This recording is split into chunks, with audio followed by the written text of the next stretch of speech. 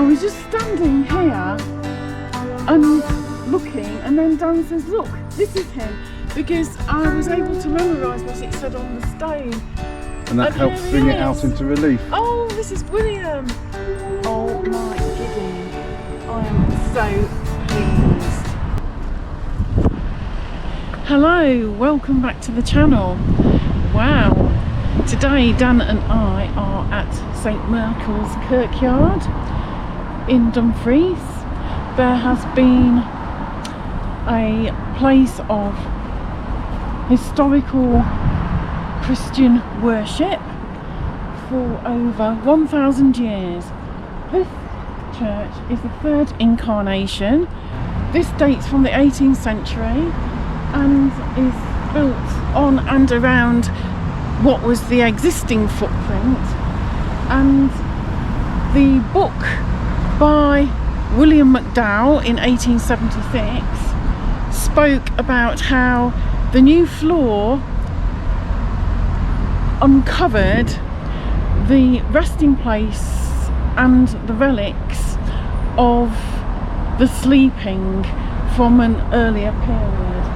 Anything before 1620 has probably gone, but those relics were respectfully removed and placed elsewhere in the kirkyard and commemorated. And for anybody who doesn't know what a kirk is, it's a church. So we've got a kirkyard. Anyway, this is a listed churchyard or kirkyard, and we're going to have a wee walk around here. This place holds over 80,000 sleepers, so it's quite compact in terms of where graves are placed at certain points. Here's not too bad, but further up it can be quite close together. And a lot of the monuments that you see here as well have been built from red sandstone, and of course this is prone to crumbling and fading and weathering. So some of the inscriptions, like this one over here, you can barely read. This one over here, you can't read at all. The inscriptions faded completely. Now, these are what are known as table stones, because you'll see they're on feet. Now, these were very, very popular in the 18th century in Scotland. They're very rare now. They're not really built at all. You can still get them, but nobody really has them. But they are prone to fracturing as well. Maybe that's one reason why they fell out of favour. The thing about this churchyard as well, or kirkyard, is that the great and the good all use their status in death as much as in life.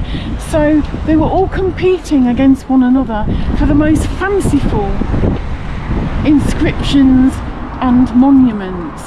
But as we will see, that made no difference to the passage of time, because quite a few of them fell into deterioration and, may I say it occasionally, ruin.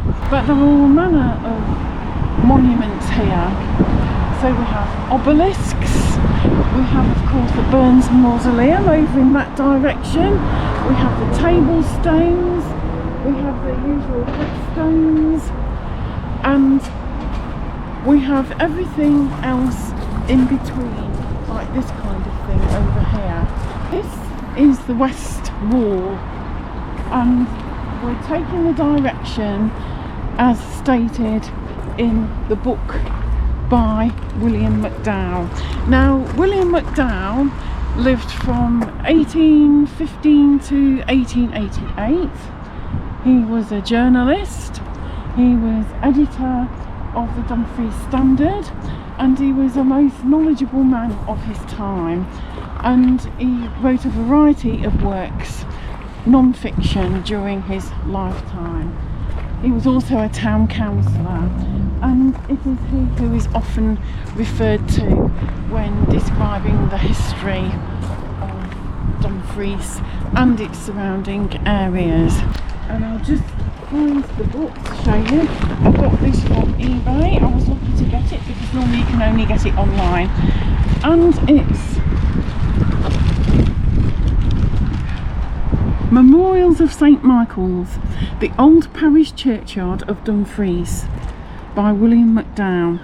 Now, we're looking round the old Kirkyard today because there is a newer section which is still fairly old over yonder, but today we're just looking at the old Kirkyard, which is this large expanse.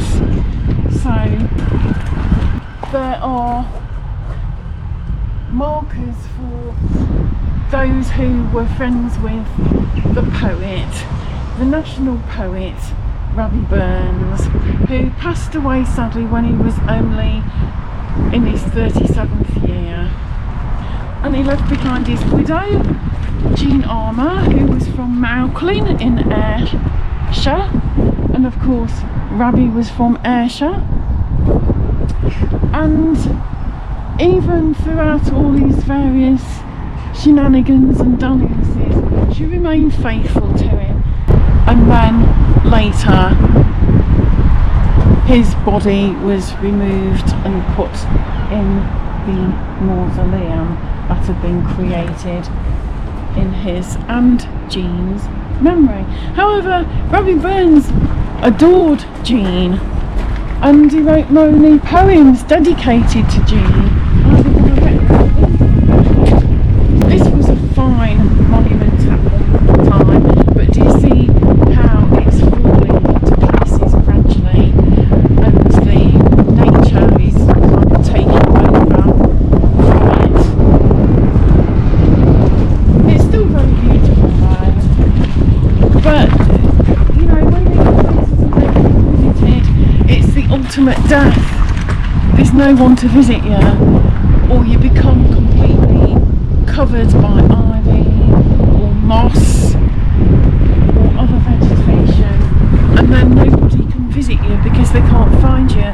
That's the ultimate death. Goldie was a well-known name in this area. You can see there, you can read the inscription. John Goldie, Esquire, and Jean Corrie. I had Corries in my family history. Mine was Betty Corrie, or Curry, it's the same name. And he, of course, was a friend of the poets. You see, these, again, are examples of multi-style monuments within the same plot.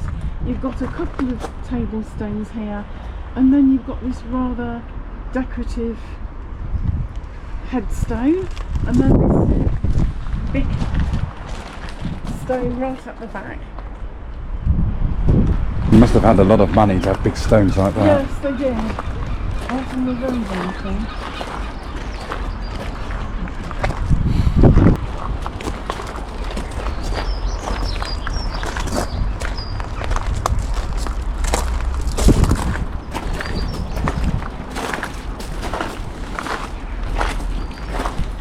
There's a Jardine. Jardine's one of my family names. There's a John Stone, but I'm John Stone. But sometimes what happened, Johnstons without the E were given an E. There's a fine obelisk there, look. Here's Mary McLaughlin. She was another friend of Rabbie Burns, wife of Andrew Nicholson. Nicholson is another of my family names. Shoemaker. Now, I think it is fair to say that the wealth of Dumfries was built on the mercantile trade and also the 7 trades. And these tradespeople were pretty wealthy. Anyway,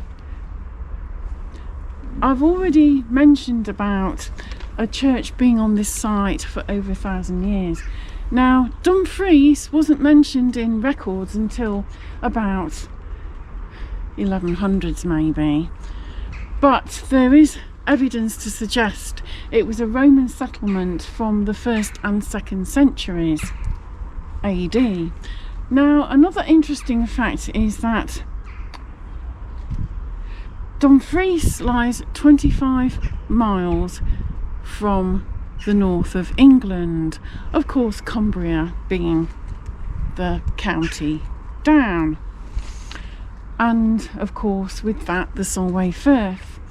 And it was the first major town on the western trading route from the north of England. So this made it the ideal place for trade.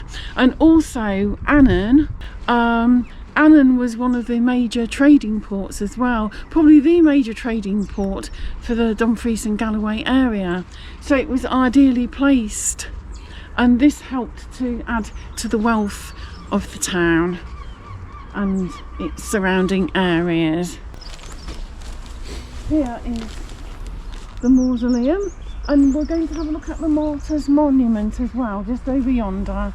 Sacred to the memory of James Broome,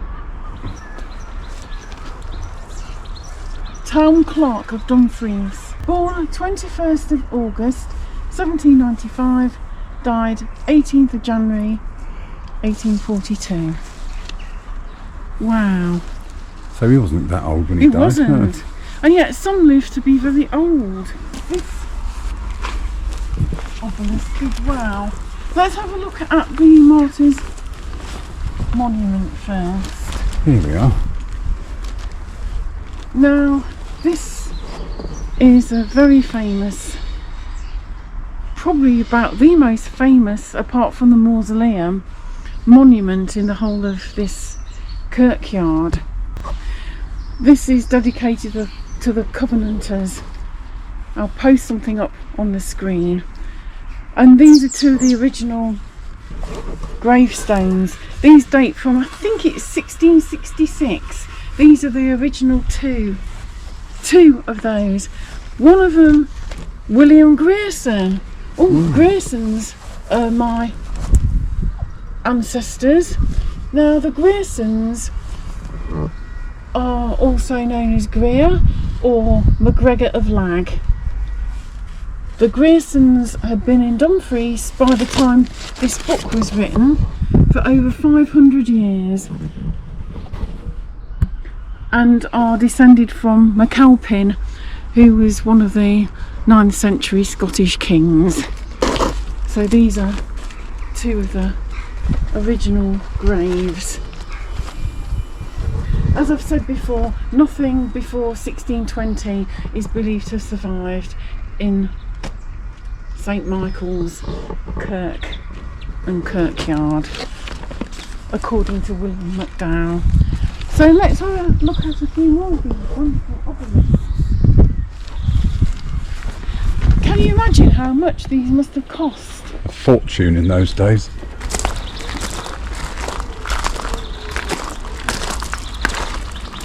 You can't really read that one anymore. No, someone painted it, but it's been painted, been rendered, stucco rendered by the looks of it, probably to protect it from the weather. And as the rendering's peeled off, you can see it's preserved it. With the lettering, still got the original black relief on it. This here, I believe, is Poet's Corner. Just up here, we're in this corner now. This is the northeast corner. There's a sign there. What does the sign say? Site of the original grave of Robert Burns. There we go. This is this one here, there in the corner, with the railings on. You might hear bagpipes in the background. Yes, it's lovely. This was the plan I found online, but I literally had to go through the book and plot out all the areas mentioned in this so we could do this walk today. I'm looking for my ancestor, William Johnston. I know that he is in the second section. It's the second inner section, which is to the side of the church. My ancestor's stone, big stone, is here, which we will have a look at. And my fifth great grandfather, my supposed fifth great grandfather, is in this section here. And then down here is the cholera pit. So we'll be looking at those today as well.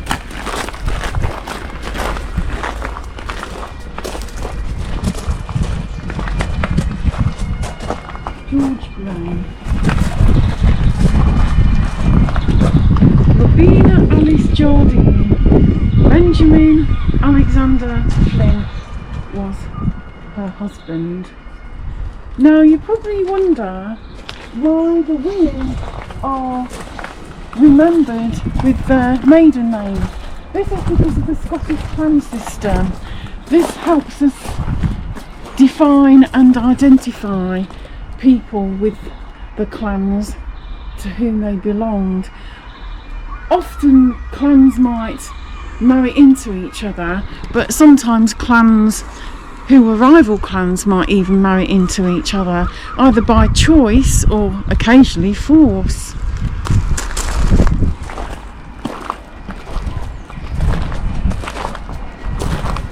This one's been propped up. That corner by the yew tree is busy. Yes, it is busy. Very busy. We might have a little wander into the church as well. Yeah. You see where it's been Yeah, it's such a shame. vandalised. Well, leaving a rose or two. My love is like a red, red rose. We'll leave a couple of roses for me and Jean. I don't think we can go in. Some people have left things. Some information about him here.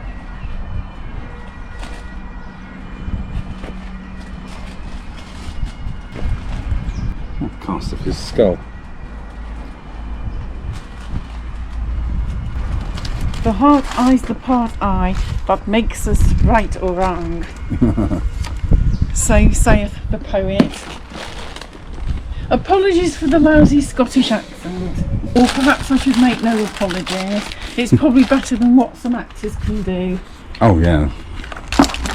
So we will leave a couple of these beautiful red, red roses for Rabbi and his lady, his faithful lady, Jean Armour. Where shall we leave them? We'll leave them there. Leave them there, that's nice. There we go. So this here is the Southern Walk that we're now pursuing. Again, an expanse of great monuments. William Grierson died November the 24th, 1855, aged 5 years? Oh, how awful. Hubert Patterson, with 1T, died the 12th in 1838, aged 16 months. Oh, isn't that awful? William McGowan, writer and bank agent provost of Dumfries. Born 13th September 1794, died 17th November 1850. And Margaret Halliday. And then this one has a great big whacking tree in front of the Let's see if we can see what the name on it is.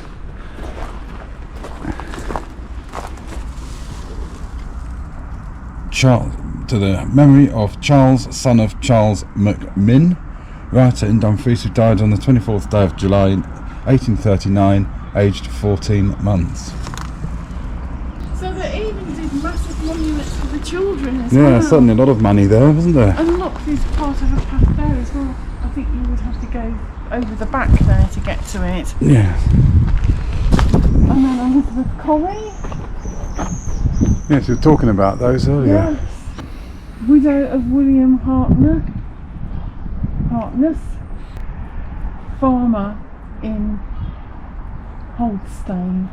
I would like to say that 70% of Dumfries is still agricultural. That's got include Galloway as well, Dumfries and Galloway. 70% is agricultural. Now, at one time, farmers made a very good living. One of my ancestors, James Grierson of Carlaverick, he was described on his daughter Helen's marriage certificate as a gentleman. He had been a farmer. You were called a gentleman. It meant that you had some money and you were able to live comfortably on your own means. You may have gone to Canada, I'm not quite sure. There are a lot of James Griersons, and I'm trying to pinpoint which of them my ancestor actually is. We can walk a bit down here, around this bit over here.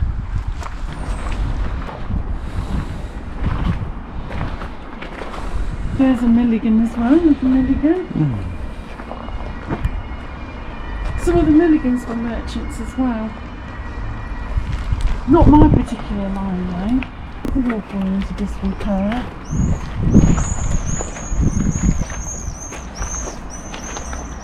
There's a Jardine. Yes. There's still Jardine undertakers actually in Dumfries.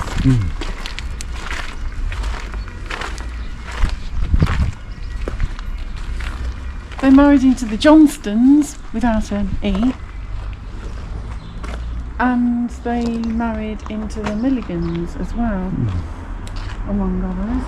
Look at this. This is still part of the Singing Walk.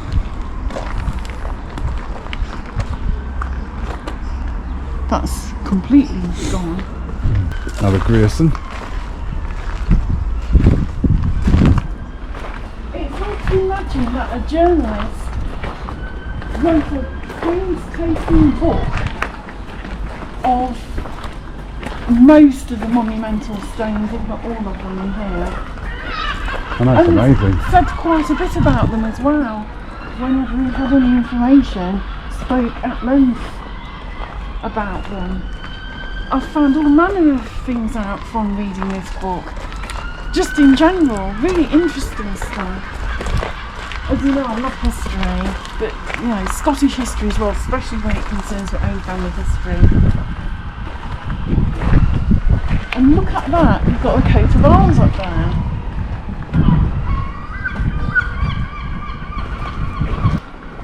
Look at that one.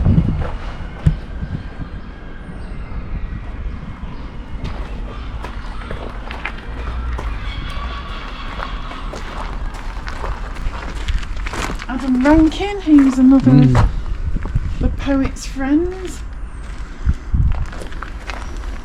More Milligans next door. He lived a long life. Oh, yeah. He was 92 when he died, but you know, he was contemporary with the poet, they were friends. Yeah, more Milligans. And look at this. That's amazing. That's huge. Do you think they had a competition, the families, who can build Yes, the biggest they did. memorial? They did. Honestly, did. It was like that. It really was. I mean, that one had a go, but they've lost their plaque a long time ago. Yeah. But this is. Woo. That really is. I'm going to have the biggest Yes. headstone of the lot. And it makes you wonder, doesn't it? Yeah. How much they actually paid to have this. Can you think of it in today's terms? Yeah. Where it even cost the 500 quid just to get Well, a a little little one. stone Yeah. for my great uncle. It's tremendous. John Inman. I love John Inman. Yeah. Might be related to the famous I'm one. free. So yeah, it goes round a bit here. I don't really think we've looked at this part much before. No, I don't think We so. usually do most of it. Yeah. Not this little bit. We haven't really had a look much around here. There's a Johnston there as part of the name. Yeah. People often took, like Grace Hunter Weir, she would have probably taken the middle name of her mother Yeah. or a grandmother. That's often how it was. Or maybe even, well, certainly even a grandfather, perhaps, but usually the mother, that's a Weir. Oh. The bells are in my ancestry too. There's quite a few over there and over here. And if you look at that, you've got the mausoleum straight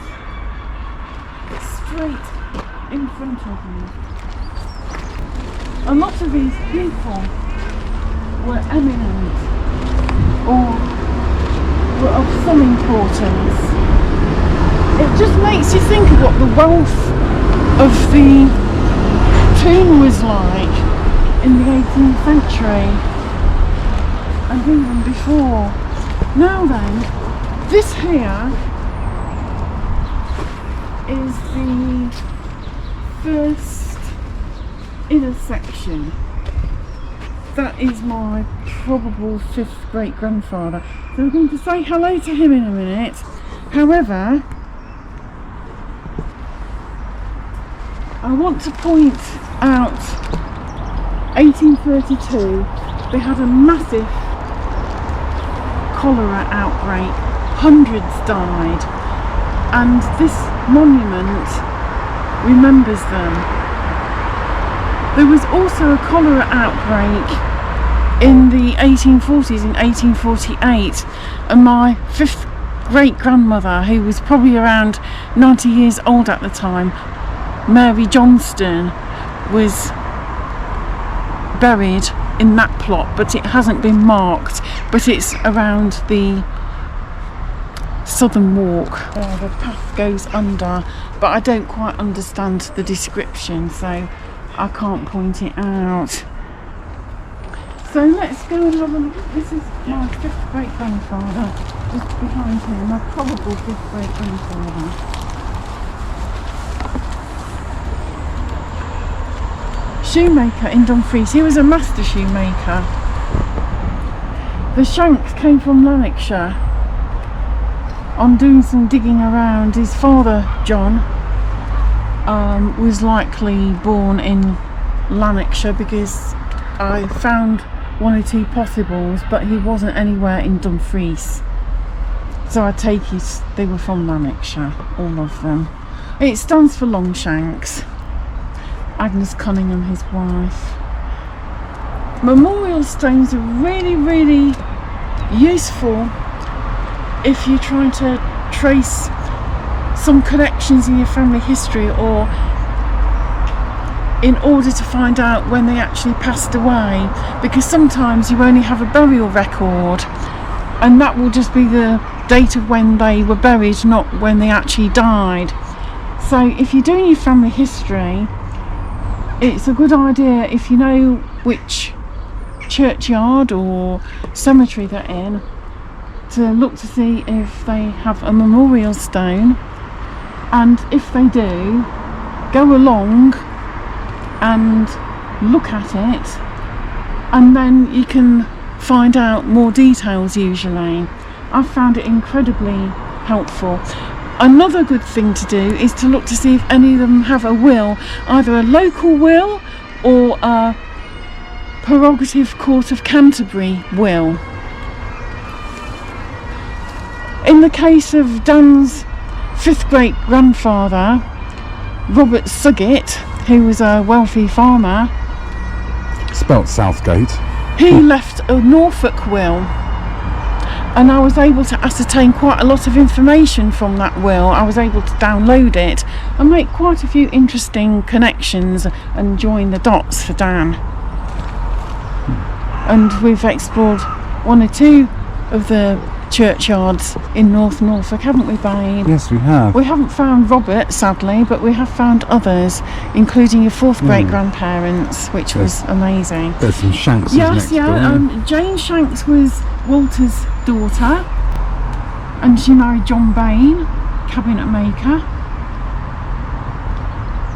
and they had a daughter, Agnes. And then Elizabeth Shanks was the wife of James McClellan. Now she was a daughter of John Shanks. I haven't been able to verify yet whether it was Walter's brother John who was the father of Elizabeth, or whether in fact it was Walter's father's daughter by a second or third marriage. But my dad's uncle Sam, my dad was called Sam after him, was Samuel McClellan Milligan Wilson. Often, in particular with Scottish families, a clue to ancestry will always be in the middle names somewhere. So these are good tips if you've got particularly any Scottish ancestry. But even if your ancestry lies in England and Wales or even Ireland, either wills or memorial stones can be very useful tools in trying to link your ancestors up and make some kind of a accurate pattern. Never just believe the hints or even the family tree hints that pop up on Ancestry. Always do your own research. I find gaping holes in other people's records all the time. So we're going to leave flowers for these people. For Elizabeth Shanks, God bless. For my 5th great granddaddy and his wife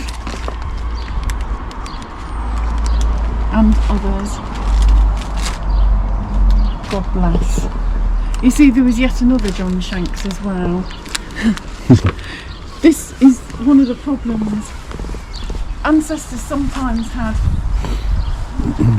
cousins who were all in each family called Robert or William or whoever, and then their kids, there would always be a William or a Robert or a John, and so it went on, which makes it very difficult. And then we'll leave one for, I can't get in there quite.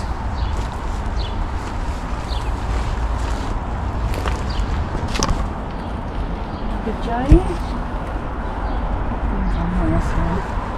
There we go.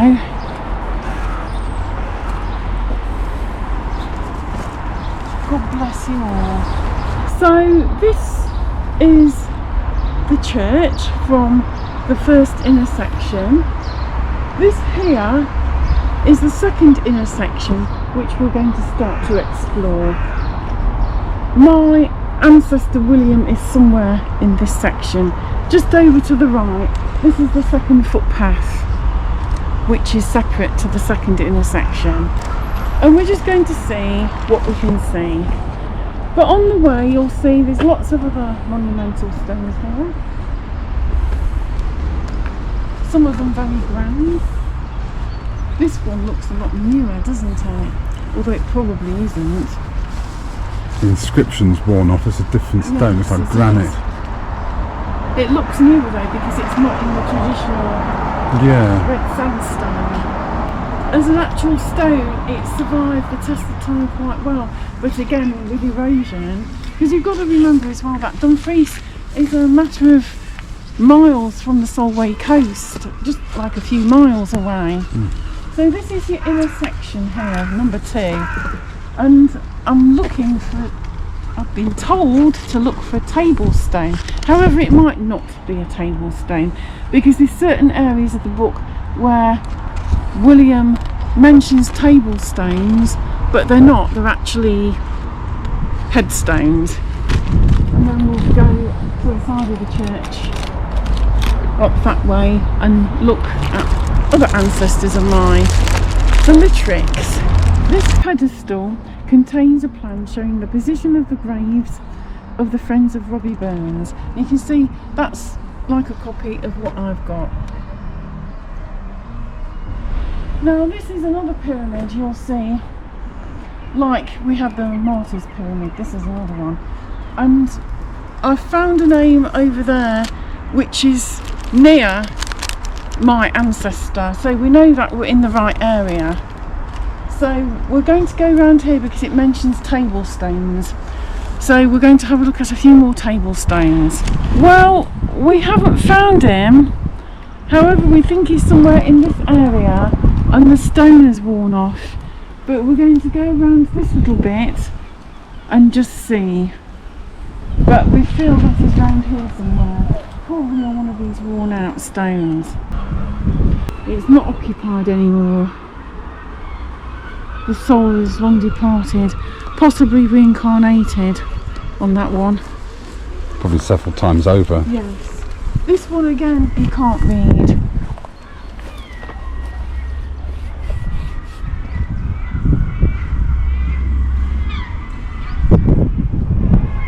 That's got more energy. This is my family memorial stone.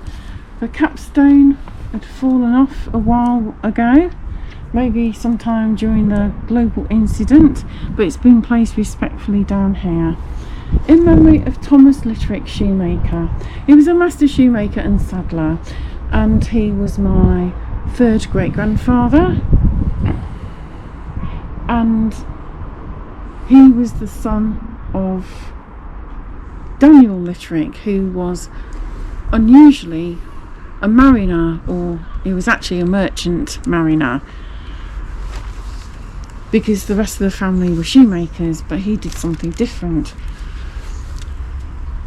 So Thomas Littrick, shoemaker, died 25th September 1888, aged 65 years.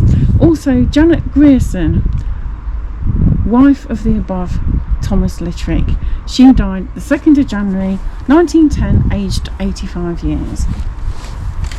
Margaret Jane Littrick died 29th of June 1887, aged 18 years. She was the daughter. Also, Tom Littrick, his grandson, died 27th of May 1895, aged 19 years. Also Jane Grierson, who was born Jean Grierson. Jean and Jane are the same name. It's just a name variation.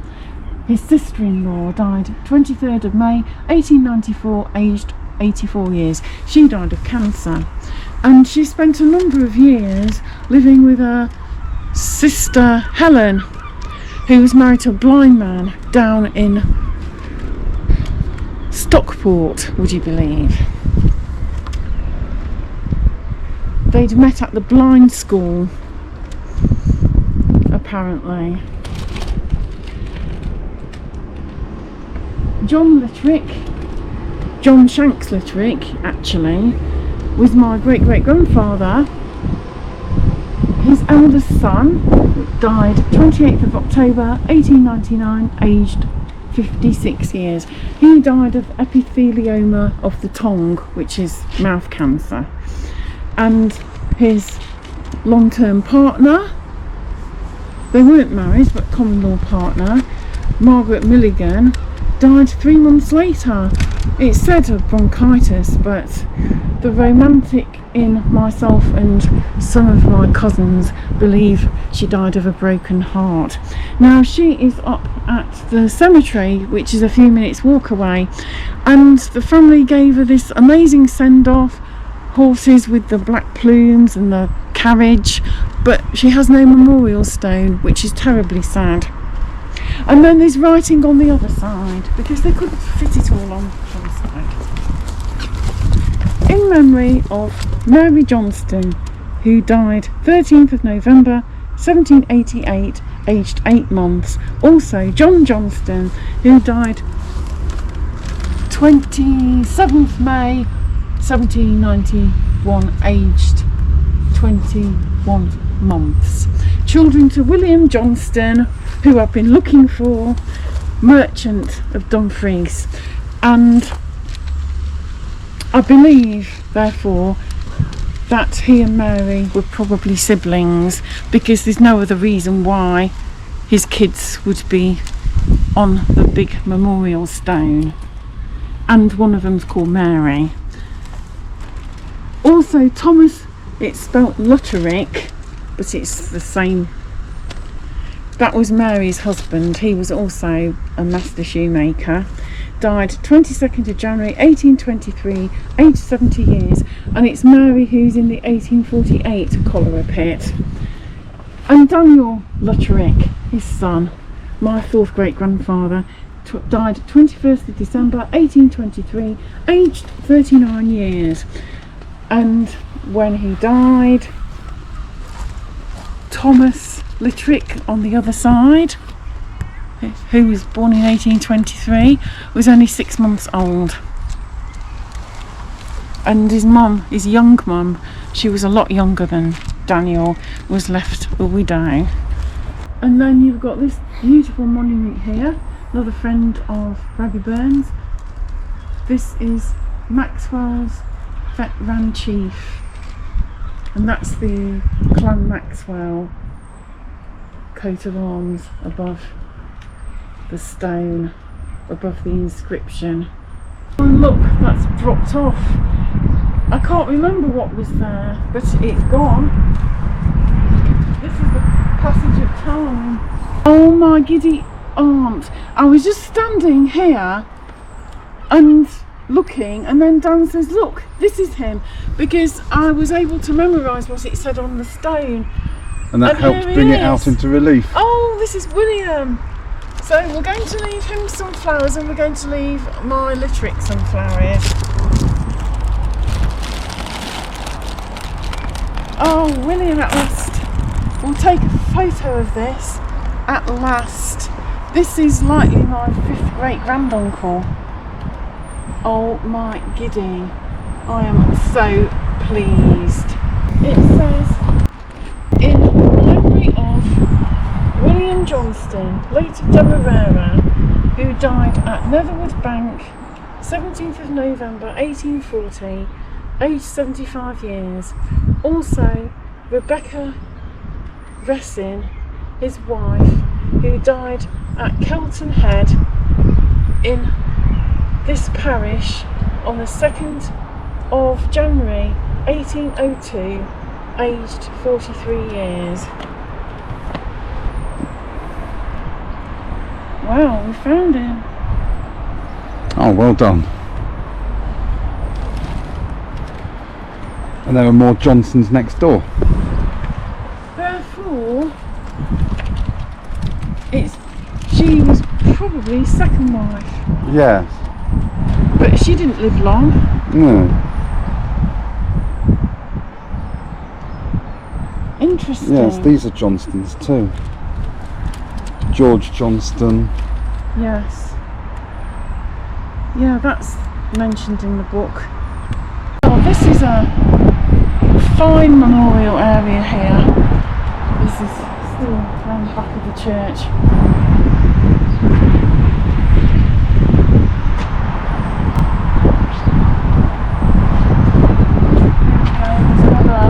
Of Rabbi's friends, Jane Blair, and Mrs. John McMurdo, that is. She was married to McMurdo. The McMurdos married into the Nicholsons. There's a part of Antarctica named after them as well. Oh, is there? McMurdo Sound. There is Dumfries. That's fine, isn't it? Yes. Beautiful. Like the skull. Yes, the skulls were very popular in Scotland in particular. Yeah. It was very much memento mori. It was to remind people of their mortality. You know, we're born with nothing, and then we just go to dust. So it doesn't matter how rich or poor you are in life, you all go the same way, and there comes a time when all of us are aware of our own mortality. And that's really what it's all about. Yeah. They're very, very popular on Scottish graves. Yeah. Beautiful, look at this one. There again, you've got the skulls and crossbones. Oh yeah.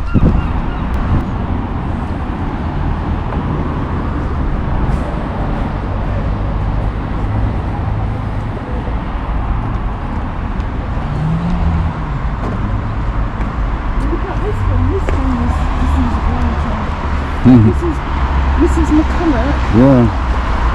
which we saw on the way in. You can't read it properly. No, it's all worn off.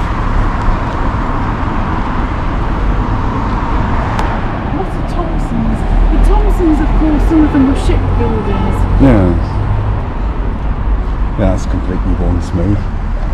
One of the Thompson shipbuilders is in Carlongrick Churchyard and has the most impressive monument similar to this, and married one of my ancestors, which we found that out wandering round Carlongrick in November 2018 on Armistice Sunday in high winds, and actually met one of my distant cousins. I'd never met her before.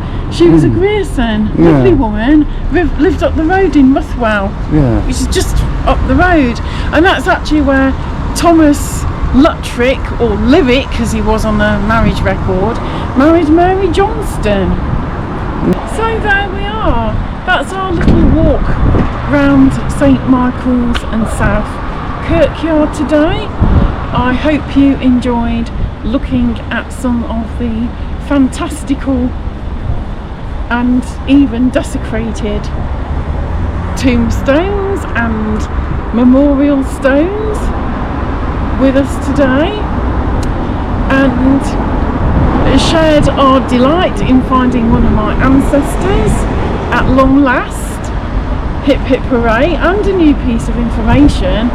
I had no idea about that wife, and chances are he married her while he was away in Demerara, because it doesn't sound like a very British sounding surname. And if you enjoyed this video, please do give it a like. Please comment, what do you think of the tour? Did you find it interesting? Please share, please subscribe, ding the notification bell, ding ding, and I'll see you again soon for the next one. Until then, bye for now.